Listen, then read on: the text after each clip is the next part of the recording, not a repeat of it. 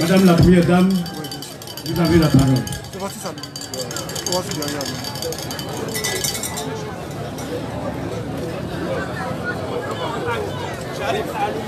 J'arrive pour allumer.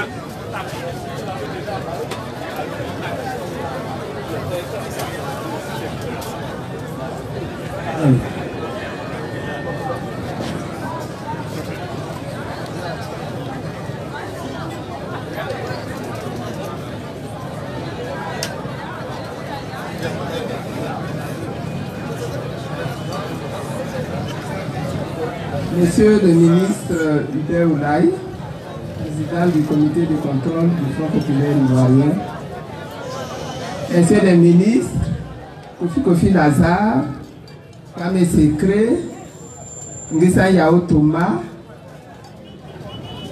Monsieur le ministre Dosso Charles Rodel, tous revenus du Ghana par la grâce de Dieu. Monsieur le ministre Gilbert Blulene, délégué communal du PDCI, et toute votre délégation qui vous accompagne. Monsieur Tia André, député de la commune de Mans, camarades membres de la direction du Front populaire ivoirien, tous grades confondus, camarades membres du comité de contrôle, camarades secrétaires généraux de fédération, camarades membres du comité central, camarades militants, camarades militantes, distingués chefs traditionnels, distingués chefs religieux, honorables invités, mesdames et messieurs, je voudrais commencer mon allocution par des remerciements. Je voudrais dire merci et saluer les autorités administratives pour leur accueil républicain. Quand je suis arrivé ici dimanche, le préfet m'a fait l'insigne honneur de me recevoir pour me souhaiter la bienvenue. Je voudrais lui dire merci. Et je souhaite que, après mon départ, vous vous rendiez chez lui pour le remercier pour son attitude, qui est une attitude républicaine.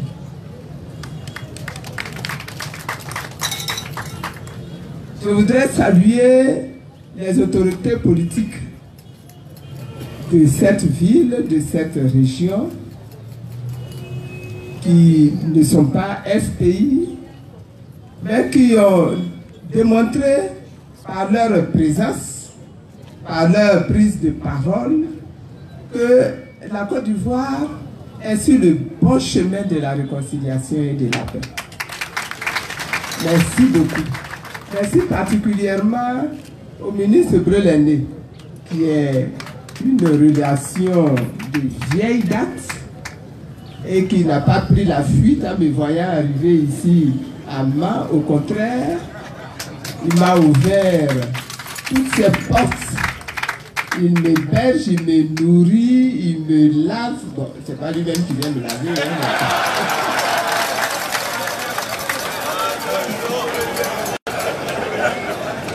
Ah, si je ne précise pas, demain je vais retrouver ça sur les réseaux sociaux. Mais ce monsieur-là est bon. Et je voudrais rendre grâce à Dieu pour sa vie. Et je voudrais souhaiter à toute sa famille de vivre dans la paix, de vivre dans la joie, de vivre dans l'entente avec nous autres et avec tout le Front populaire ivoirien ici à Mans, dans tout le Tompi. Et que Dieu l'aide, que Dieu le soutienne, que Dieu soutienne ses enfants, que Dieu lui fasse grâce pour tout ça.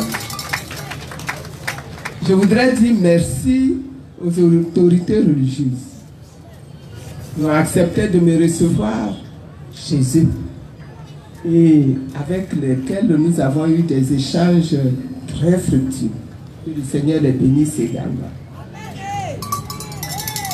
Et puis, je bénis et je salue mes militants de tout le Tompi. Vous m'avez impressionné, vous m'avez épaté, vous m'avez réjoui le cœur. Vraiment, je vous félicite pour votre mobilisation, pour cet espace qui est rempli, là où, vous savez, moi je disais que l'UFPI n'existait plus ici à moi. Et vous venez de me démontrer que l'UFPI est ici, nombreusement à moi. Et que tous les autres partis qui sont présents ici, là, sont en danger ici à moi. Monsieur le ministre, je vous aime beaucoup, hein, mais le PDC est en danger ici à moi. Ça fait rien. On vous offre l'hospitalité. Venez nous rejoindre au FPI. Vous êtes tout beau, tout bon, tout intelligent, tout généreux. Venez au FPI. C'est là seulement qu'il y a la joie de vivre.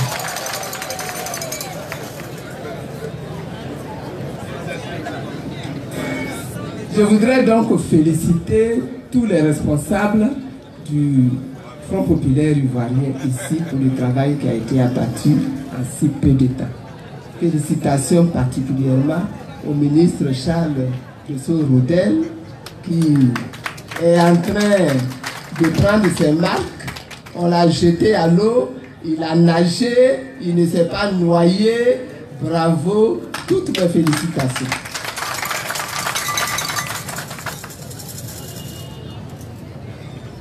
Merci aux autorités coutumières. Déjà, dès mon premier jour, dès mon arrivée, ils ont accepté de me recevoir pour me souhaiter la bienvenue. Et aujourd'hui, ils sont là très nombreux. Je suis très fier, je me sens très honoré par votre présence ici. Que le Seigneur vous bénisse. Et puis, merci à vous, population. Merci à vous, militants. Merci à vous, population temps. Merci à vous pour votre joie. Merci pour vos chants. Merci pour vos danses. Merci aux artistes. Je ne savais pas qu'il y avait tant d'artistes au Yacouba. Il y en a. Et qui chantent bien, et qui dansent bien. Vraiment, félicitations à vous tous les artistes.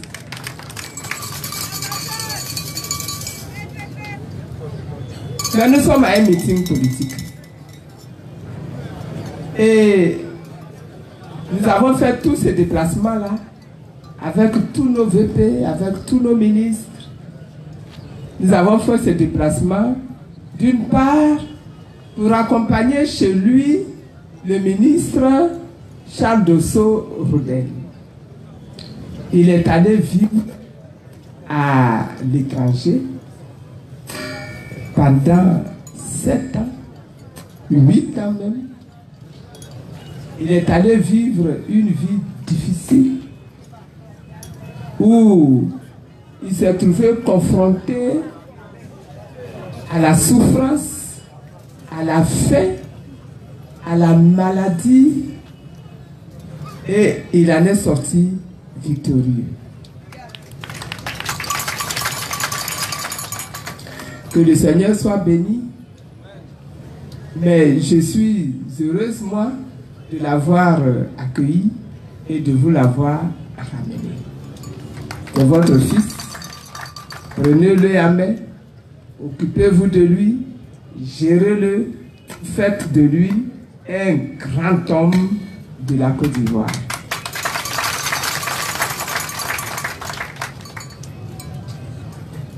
Quand je suis rentré, moi, de l'école de gendarmerie à la maison, j'ai reçu la visite de toute la Côte d'Ivoire.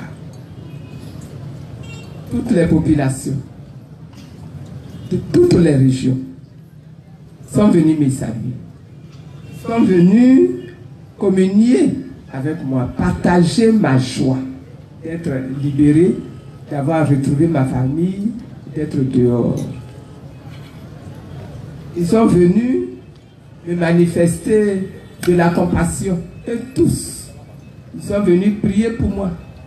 Ils sont venus me prononcer pour ma vie nouvelle, là, qui commençait, des paroles de bénédiction.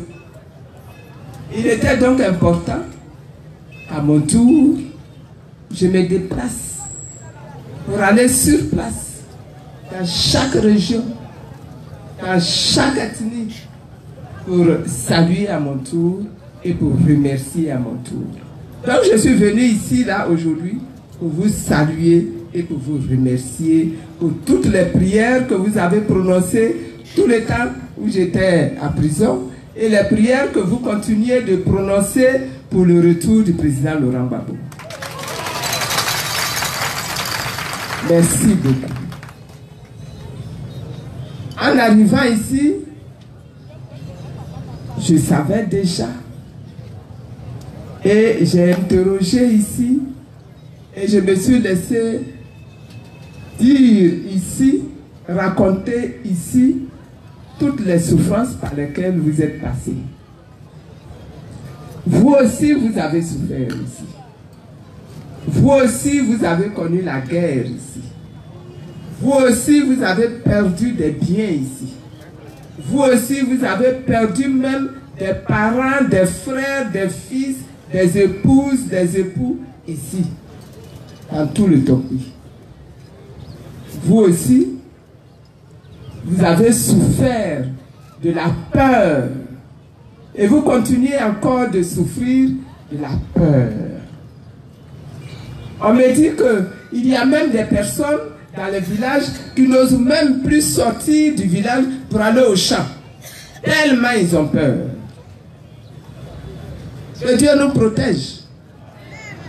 Dans un pays où on s'aime, dans un pays où on se respecte, dans un pays où la vie de chacun est importante pour les autres, on ne doit pas connaître la guerre. On ne doit pas connaître la guerre, surtout pour des questions politiques, pour des questions d'élection. On ne doit pas connaître la guerre. Et mon souhait, c'est que plus jamais on ne connaisse la guerre en Côte d'Ivoire.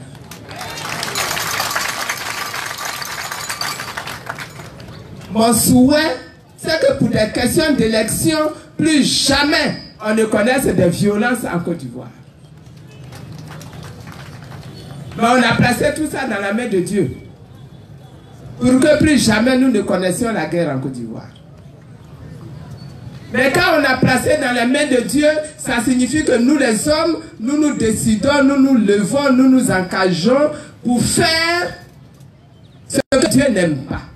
Pour faire ce que Dieu... pardon, ce n'est pas pour faire, mais pour éviter de faire ce que Dieu n'aime pas. Dieu n'aime pas la violence. Dieu n'aime pas que des frères qui vivent ensemble se mettent à se jalouser, se mettent à se poursuivre, se mettent à détruire les biens de leurs camarades. Dieu n'aime pas ça. Dieu n'aime pas ça. Ce que Dieu aime, c'est qu'on se respecte. Ce que Dieu aime, c'est qu'on cultive la vérité, l'honnêteté, la sincérité et la justice. Voilà ce que Dieu aime.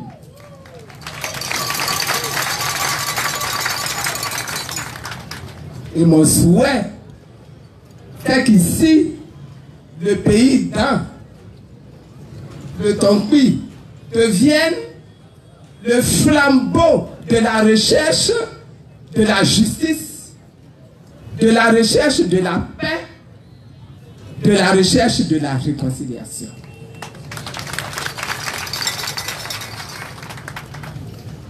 Les applaudissements là ne me suffisent pas. Je vais entendre que le pays désormais est prêt à se lancer à la recherche de la justice, de la paix, de la réconciliation ici à Ma, dans tout le Tonki, et qu'on en entende le retentissement jusqu'à Bigan, jusqu'à Mossou, jusqu'à Boisseau, jusqu'à tout le Pleu, mais également jusqu'à Gagnoa.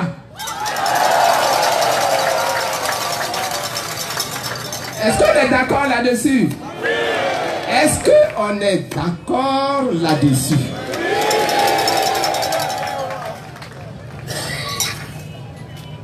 Dieu nous a donné un pays magnifique. Dieu nous a donné un pays riche. Dieu nous a donné un pays bon à vivre. Nous les hommes, notre devoir, c'est de s'asseoir dans ce pays-là, de cultiver ce pays-là, d'entretenir ce pays-là, de préserver ce pays-là, pour que nos enfants, nos petits-enfants héritent de ce pays-là après que nous nous soyons passés.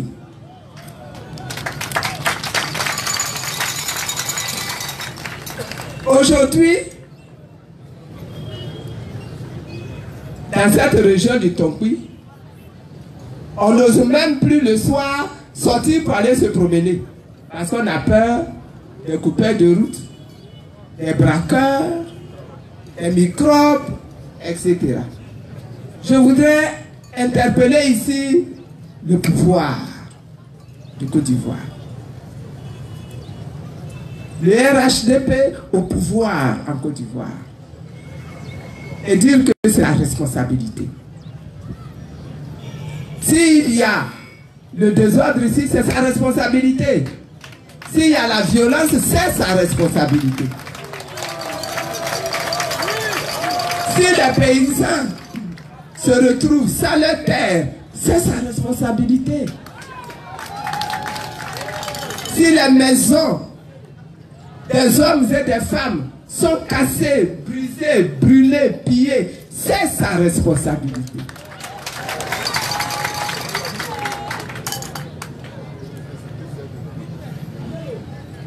Nous ne voulons plus conjuguer au passé. Mais nous voulons conjuguer au présent et au futur.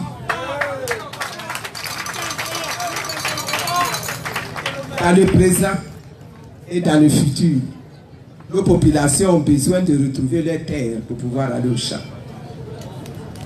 Nos populations ont besoin de retrouver leurs maisons qui ont été pillées pour pouvoir continuer de vivre dans la paix. C'est sa responsabilité. Mon souhait, c'est que ces problèmes-là soient réglés pour que nous allions aux élections dans la paix.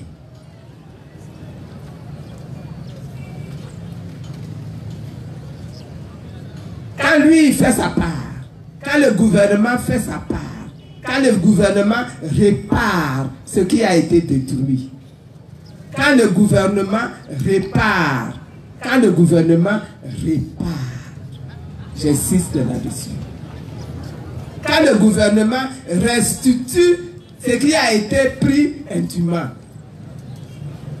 alors nous sommes à l'aise. Vous appelez, vous, population, messieurs les chefs, nous sommes à l'aise pour vous dire que nous aussi nous avons notre part à faire. Notre part, c'est de tendre la main. Notre part, c'est d'accepter de laisser dans le passé tout le mal qui nous a été fait et dont nous souffrons. Toutes les humiliations que nous avons subies et dont nous souffrons aujourd'hui encore. Que nous soyons prêts à tendre la main aux autres. À tendre la main même à ceux que hier nous considérions comme nos ennemis. Vous savez, je vais vous raconter une petite histoire. Quand j'étais retenu à Odiélé, je priais un jour, à l'après-midi comme ça, je marchais dans la cour et je priais. Et dans ma prière, je demandais à Dieu, mais regarde dans quelle situation je me trouve. Je suis ici, là, à Ojene, ici. Toute ma famille est dispersée. Mes enfants sont éparpillés partout. Mon mari est à Korogo. Seigneur, il faut faire quelque chose. Faire quelque chose pour moi. Il faut me sortir de ce problème-là. Et je disais, les rebelles sont venus. Regardez tout le mal qui a été fait. Et puis, j'entends la voix qui me dit, mais toi Simone, je suis qui pour toi? Il était en train de prier. Donc j'ai dit, mais tu es mon Dieu. Il dit, ah d'accord. Mais ton Dieu là, il est, qu'est-ce qu'il a fait pour toi? Il dit, mais c'est lui qui a créé, c'est toi qui as créé le ciel, tu as créé la terre, tu as créé tous les hommes qui sont dans ce monde-là. Moi-même, tu m'as créé. Ah, donc c'est moi qui t'ai créé. Oui. Mais donc tous les hommes qui habitent en Côte d'Ivoire, là, c'est moi qui les ai créés. Il dit oui. Il dit, mais... Ah. Donc tous les militants du Front Populaire Ivoirien, là, c'est moi qui les ai créés. J'ai dit oui. Il dit, ah d'accord. Mais les rebelles dont tu parles là, c'est qui les a créés? J'ai dit, ah, en tout cas...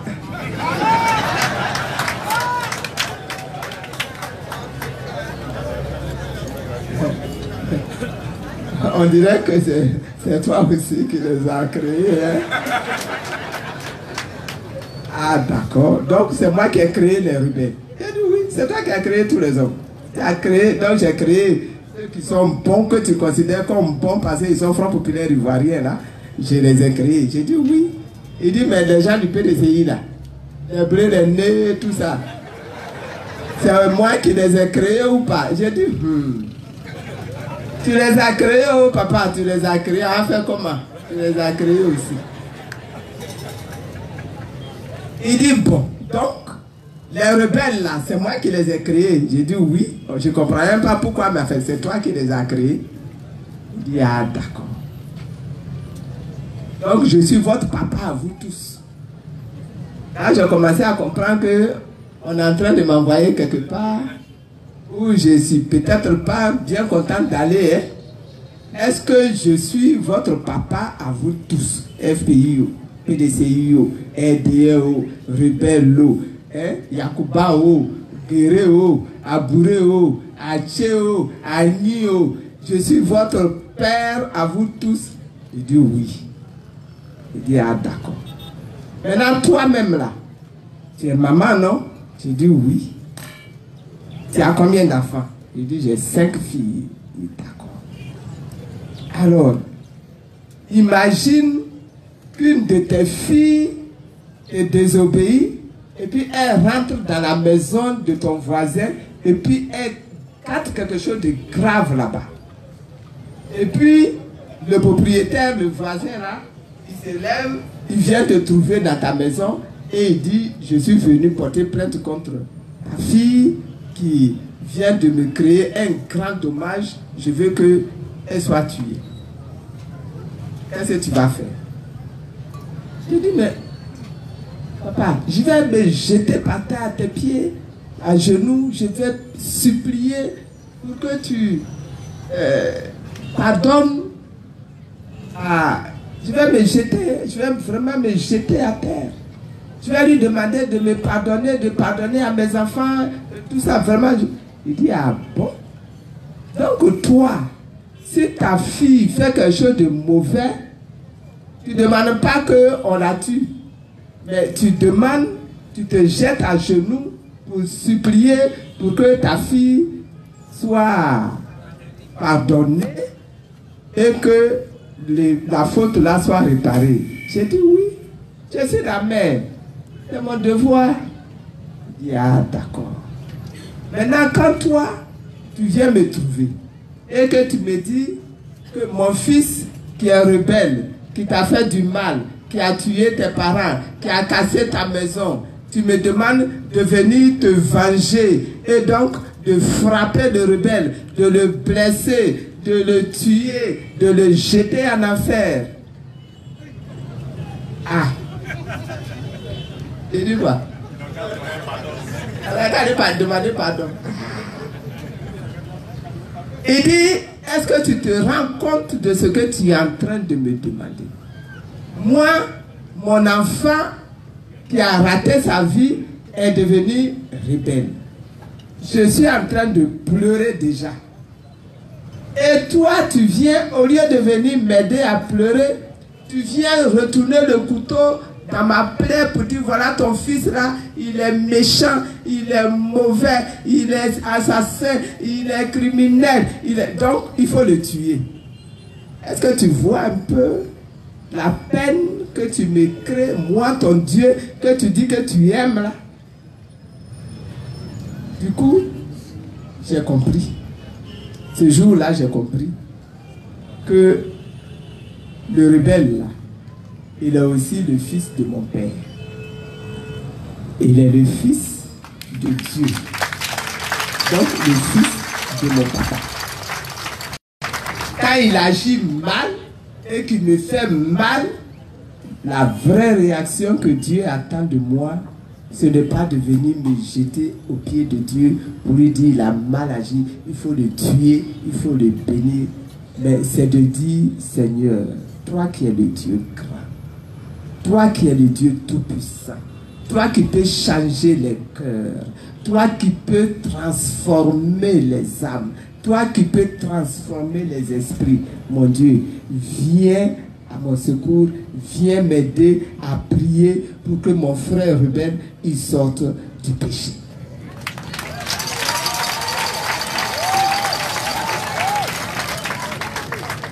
Depuis ce jour-là, ma prière a changé.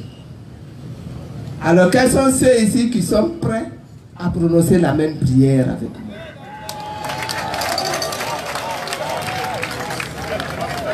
Monsieur le ministre, lève bien la main.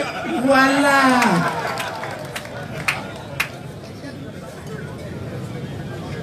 Si nous voulons que la réconciliation se réalise bien dans notre pays, c'est la voie que le Seigneur m'a enseigné à Odjéné. Je vous assure qu'à partir de ce jour-là, les rebelles qui étaient avec moi et puis qui me gardaient là, les FSI là, j'ai commencé à les regarder autrement. J'ai commencé à leur parler. J'ai commencé à prier pour eux. Parce que je me suis rendu compte que, en réalité, pour réussir la réconciliation là, ce n'est pas notre amour, notre générosité qui compte. Mais c'est la décision que nous prenons de pardonner. Dès l'instant où nous avons pris la décision que désormais nous allons pardonner à cette personne-là, je vous assure, Dieu intervient, il arrange notre cœur, il nettoie notre cœur, et puis il va faire l'autre même, il arrange son cœur, il nettoie son cœur. Et si celui-là n'accepte pas d'écouter la voix de Dieu, Dieu lui-même va régler son problème. Nous n'avons même pas besoin d'intervenir.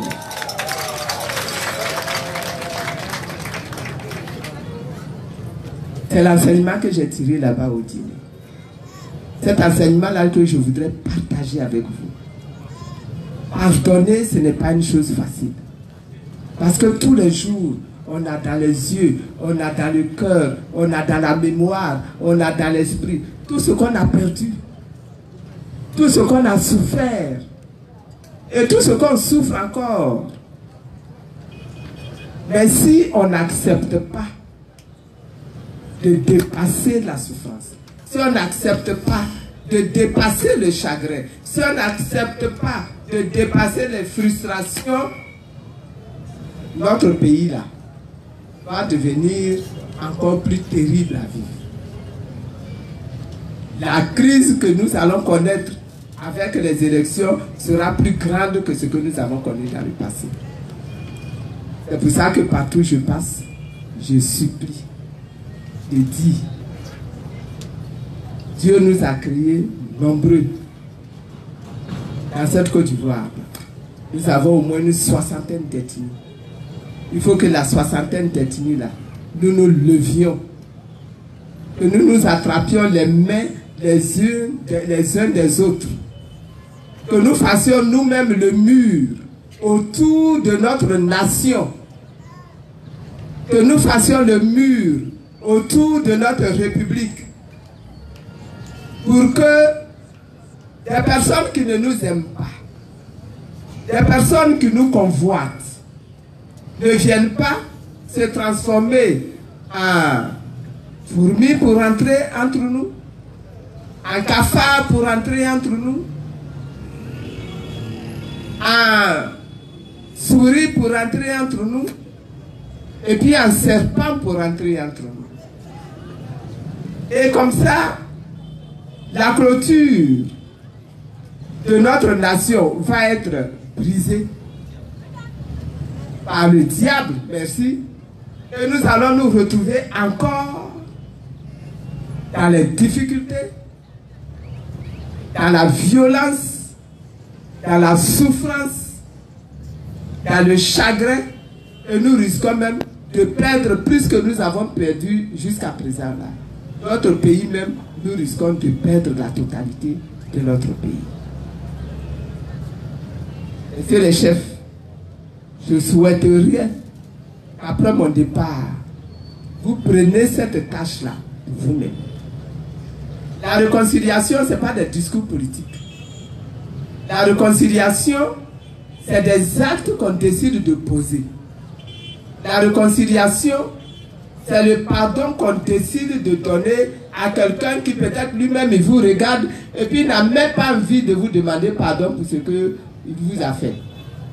Et vous qui savez que la paix est une denrée incontournable si on veut vivre dans la tranquillité dans son pays, vous devez devenir des militants et des combattants de la paix. Et si vous devenez des militants et des combattants de la paix, Dieu va venir, il va faire le reste. Dieu va venir, il va renvoyer tout ce qui n'est pas paix. Il va renvoyer tout ce qui est violence et il va nous organiser notre nation de paix. Vous savez, ce que le Seigneur nous promet pour l'avenir de la Côte d'Ivoire, c'est tellement grand, c'est tellement beau, c'est tellement gratifiant que nous ne devons pas hésiter à accepter. Parce que ce que lui demande, c'est de libérer nos cœurs. Tant que nos cœurs ne sont pas libérés, il va rester là dans un coin et puis il va nous regarder. Mais le jour où nous allons prendre la décision de libérer nos cœurs, de pardonner même ce qui est impardonnable, vous allez voir le miracle que Dieu va faire dans notre nation. Il a déjà commencé. Il a ouvert la porte. Grâce à cette porte que notre Dieu a accepté d'ouvrir, aujourd'hui, moi, je suis dehors. Cette porte-là qui est ouverte, elle n'est pas encore fermée. Par cette porte, nos amis, nos parents, nos frères, nos enfants qui sont partis en exil sont en train de rentrer. C'est la même porte. Et ils vont continuer de rentrer. Et nous prions que tous reviennent. Que personne, aucun Ivoirien ne demeure en exil à l'étranger. Mais par la même porte, par la même porte, notre président, notre bien-aimé président, Laurent Gbagbo, va rentrer. Par la même porte. Et ce n'est pas un slogan, ce n'est pas un vœu pieux. Il va rentrer. Par la même porte. Parce que quand Dieu a commencé un miracle là, il ne s'arrête pas, il va jusqu'au bout. Et le grand miracle de Dieu ici en Côte d'Ivoire, c'est de récupérer la Côte d'Ivoire et de remettre la Côte d'Ivoire entre les mains des Ivoiriens eux-mêmes.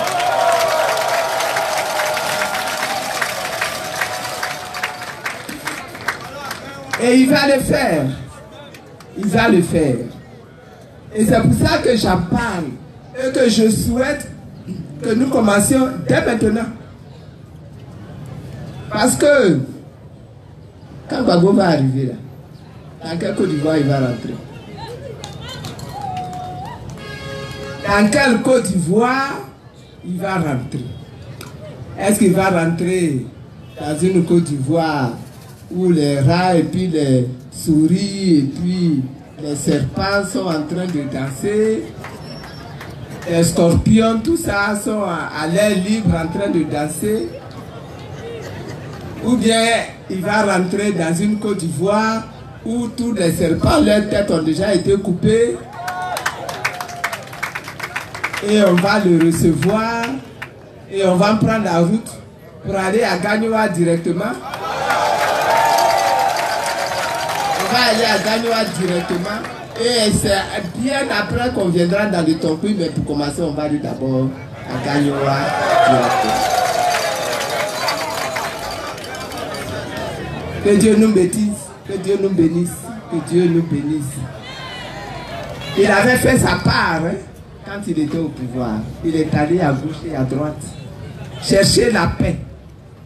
Il est allé dans plusieurs pays. Il est allé à Accra, il est allé à Lomé, il est allé à Pretoria, il est allé à Ouaga, etc. pour chercher la paix et la réconciliation. Aujourd'hui, Dieu dit, il a mis au repos, nous on n'a qu'à faire notre part. Alors faisons notre part et que Dieu nous bénisse. Non, attendez, je n'ai pas encore fini. Je voudrais, pour finir, remercier quand même tous ceux qui m'ont fait des dons, tous les pagnes que j'ai reçus, les moutons que j'ai reçus. J'ai même reçu des bœufs. Hein. Vraiment que Dieu renouvelle cela dans les poches de tous ceux qui ont donné. Que le Seigneur vous bénisse, qu'il vous bénisse, qu'il vous bénisse, qu'il vous bénisse, qu'il vous bénisse, qu'il vous bénisse.